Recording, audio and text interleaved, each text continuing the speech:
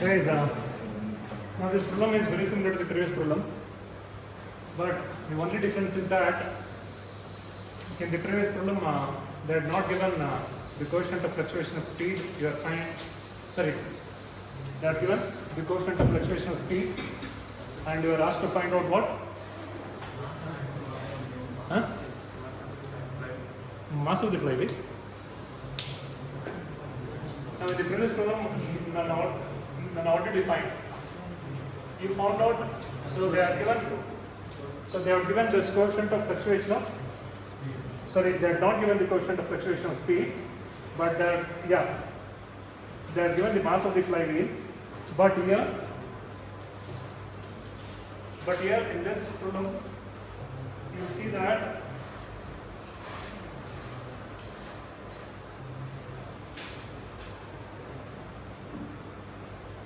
find the necessary mass of the flywheel. So we are supposed to find out the mass of the flywheel, and this coefficient of fluctuation of speed was given. You always know that you always end up with the equation which is actually delta E is equal to I omega square Cs, where I is nothing but mk square into omega square Cs. So you are supposed to find Cs here. So Cs is given here. So it says that, okay, of course, here in this equation, only one value can be unknown. So what is unknown here?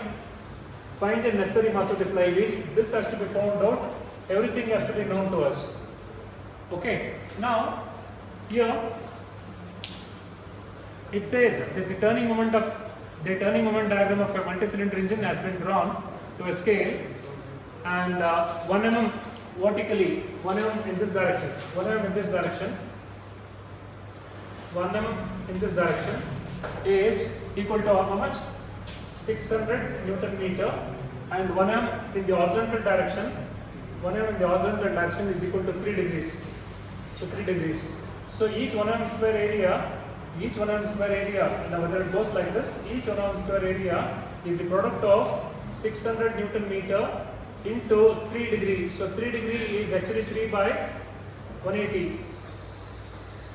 So much is this? So 3 into pi by 180. So 3 into pi by 180.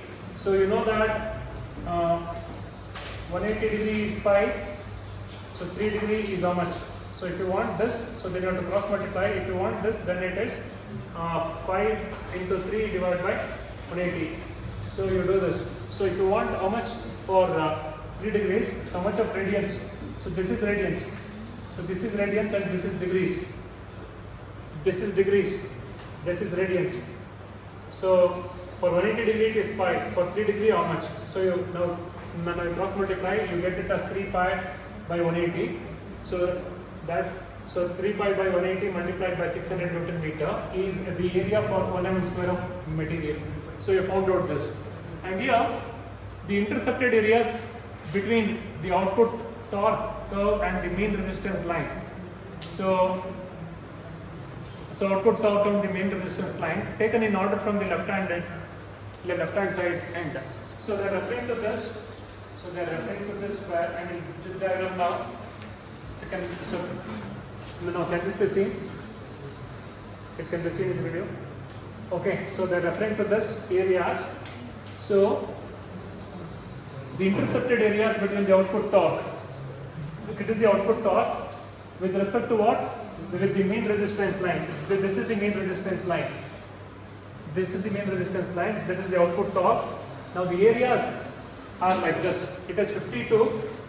It's plus 52 and so on. Plus 52 minus 124 plus 92 minus 140 plus 1 plus 85 and so on. Okay. So these are the areas. Okay. So now here, when you got these areas, like so, I can write it briefly. So that's in a very small way. This is plus 52, this is minus 124, this is plus 92, this is minus 140, this is plus 85, this is minus 72, this is 107. So I can write this here. This is 52, this is 124, so this is 92, this is 140, so this is 85, so this is 72, this is 107. 107 should have been bigger. Okay, something like this. You don't have to proportionately write this, but meaningfully S. Now you should, but not exactly. Okay, 107. So at this point you should know at what point the balance will be the highest in your account. In your account means the energy in the engine, when it will be maximum. You have got plus 52 here like this, so you have to actually calculate. And before that, we will try to read the whole problem and find out this. Some people won't even read the problem. They'll just go to this. They'll just go to this and find out delta E, because they're not worried about any data, because they can find out without doing anything. Okay. So if you want that, you can definitely do this. So before that, since I am doing this page later, so I am trying to finish this first. And then it's also said when the engine is running at a speed of 600 rpm. When the engine is running at a speed of 600 rpm. So what does this 600 mean basically? 600 andre na? Is it omega 1, omega 2 or omega? This is omega. This is the average speed omega. So average speed is 600 rpm. Average speed is 600 rpm.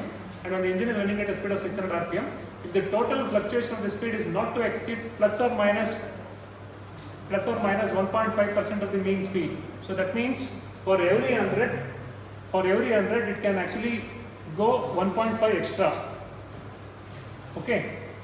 So therefore for 600 it will go 600 into 1.5. So much.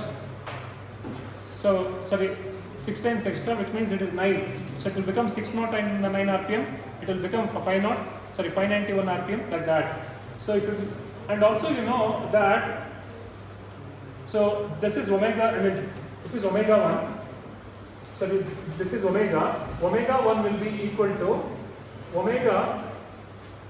So omega 100% plus 1.5%. 1.5%, because they say the speed is not to exceed plus or minus 1.5%. So basically what we are saying is that if this is the omega, so omega is how much? 600 rpm. 600 rpm. The rpm can increase by plus 1.5% and it can decrease by minus 1.5%. So plus 1.5%, since it is percent, this is for 100. For every, that's for 600, it is 6 times of 100, which is 609. It will become 609 rpm. I think people will have difficulty in trying to understand how I got 609 and 591 rpm. Okay, I'll explain you just now. That's in few seconds now. So you don't have to exactly write this, but it is only for your understanding. It is up to 600 rpm. It has got 600 rpm here, and from here the variation is so much, plus 1.5% rpm and minus 1.5% rpm. So you got this. So you can say that this omega 1. Now this omega 1 is nothing but 101.5% of omega, and this omega 2. So this is omega 1. This is omega 2 is how much? 198.5% of omega.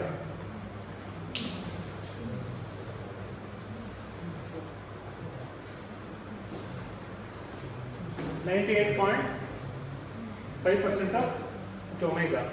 Now we know that here if I substitute this omega 1 as this 101.5% of omega minus 98.5% of omega is equal to what? Is equal to what basically? This is nothing but the difference. So that is nothing but the difference in the RPM. So difference in RPM. So that is omega 1 minus omega 2. Okay, so difference in RPM.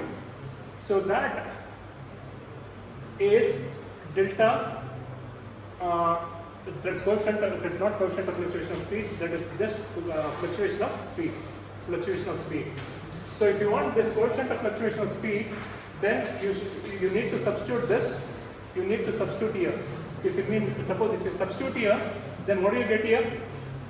So here you get it as how much, guys? Here 101% minus 98.5%. How much do you get here? You get it as 3%. So 3% of omega. So 3% of omega, so 3% of omega divided by omega. Again, omega cancels out, and how much is this 3%? 0.03. So this is how you get coefficient of fluctuation of speed is nothing but omega 1 minus omega 2. So therefore, since it is plus 1.5 becomes 101.5. Here it is 98.5. Now this difference becomes 3%. So omega 1 minus omega 2 is nothing but this, which is 3%. So 3% of omega. So 3% of omega divided by omega again. So you will get it as 0.03. So once you got this, you got this also. Guys, we are trying to see what and all we have got in this equation, basically. So we have got CS. What and all we have got? We have got omega, because what is omega? 600. We have got this, we have got this, we have got CS. Do we know M? Do we know K? Do we know K? Do we know what is K? What is K? Radius of gyration. Do you know the radius of gyration of the flywheel? Huh? Please read the last sentence. Find the necessary mass of the flywheel of radius 0.5. So that they are referring to that radius of gyration. Okay. So they are not mentioned it as radius of gyration, but it is essentially radius of gyration. Okay. It is essentially radius of gyration. So they have got K.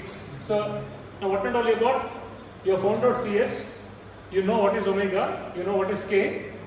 You don't know. Now you're supposed to find M, but you don't know delta E. You're supposed to find out delta E. Delta E can be found out by this diagram. So now we'll try to find out this delta E. Everything in that equation is known except delta E. So we'll try to find out this delta E now.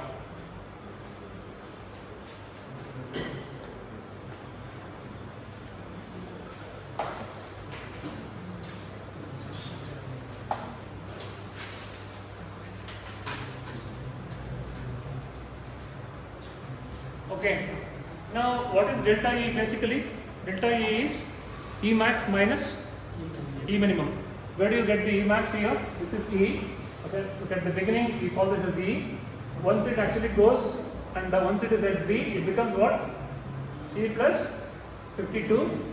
And when it goes here, at this point it becomes E plus 52 minus 124, which is equal to E minus 72. Once it goes here, at this point it becomes E minus 72 plus 92. So it becomes E plus 20. So then once it goes here, at this point this is E plus 20 minus 140. So this becomes how much? E minus 120. Once it goes here, so this is E minus 120, so plus 85, so this is plus 35, so minus 35, and once it goes here again, so this is E minus 35 minus 72, so this is 107, and once it goes here, this is E minus 107 and plus 107, and becomes E plus 0, which is 0.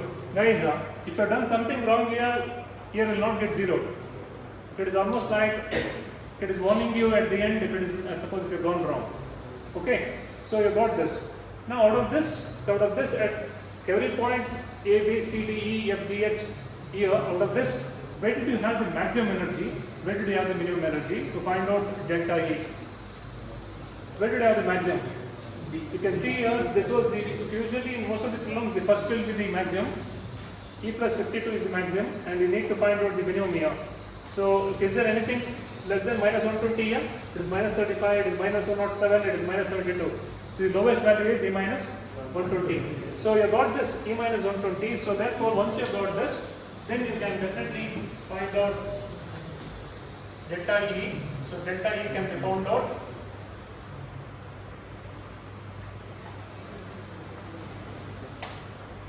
So delta E So delta E is, so plus E plus 52 and minus E 70. So it becomes E plus 52 minus E, and minus of minus becomes plus 120. So 52 plus 120, it becomes 172. This is 172 mm square because we are adding the area and deducting the area, and we know each 1 mm square of material is nothing but what we just said now. That is, so much was that? We just found out. Did you write that? Sorry.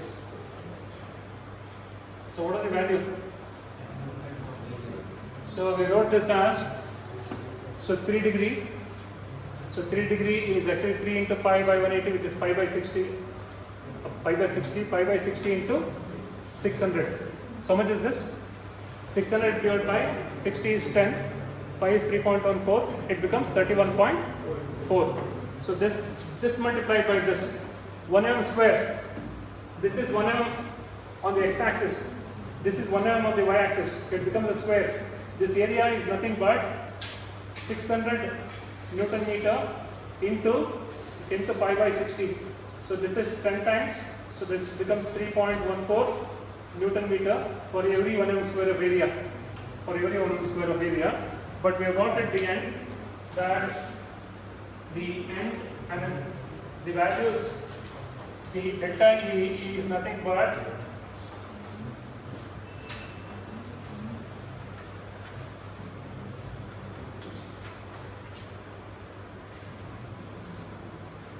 we just got this values like this.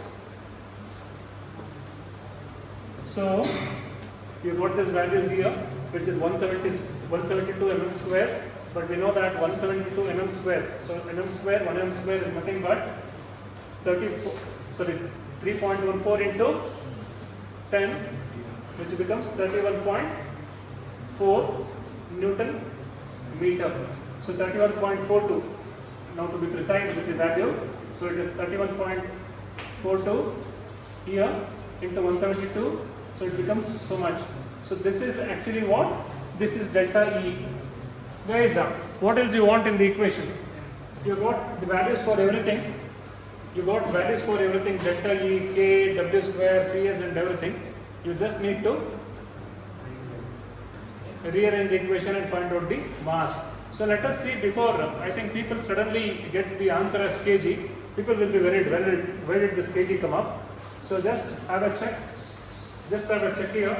So this is Newton meter. This is Newton meter. This mass is nothing but kg. So now what is this? R. R is nothing but meter square. And what is this? Omega square. Omega square is radians per second whole square. So this is 1 by second square. So radian we will not take, but only will take second square. So this is 1 by second square. And then what is this 0.3? Coefficient. Coefficient has no units. So what you are left with is kg meter square per second square, which can be written as kg meter per second square into meter. You know that kg meter per second square. So kg is mass. This meter per second square is acceleration. That is equal to force. So here kg is the unit of mass. Acceleration unit is meter per second square. So for that we have the unit as newtons. So newtons is defined as the force required to accelerate 1 kg of mass by 1 meter per second square. 1 kg of mass by 1 meter per second square. So therefore we actually get this as newtons. Okay. So this kg meter per second square is newtons. This is Newton. This is meter here. So you got Newton meter. So the equation is balanced. It is not that somehow we got this answer as kg. Okay. So the equation was balanced, and therefore the mass is substituted as kg. We get this answer as 183 kg. So this is how we actually end up getting this mass of the flywheel.